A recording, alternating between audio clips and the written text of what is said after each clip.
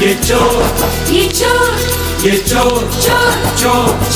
चोर आलम जानम लागल नाही शरम काम कइनी कुकरम कहने दुनु हाथ फेरा दुनु बम पर ओए मम्मी ये गड़बड़े बाबा।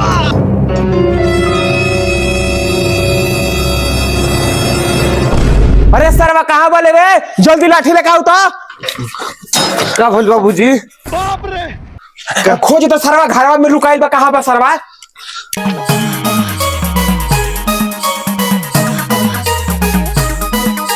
रोम रोम भाइयों।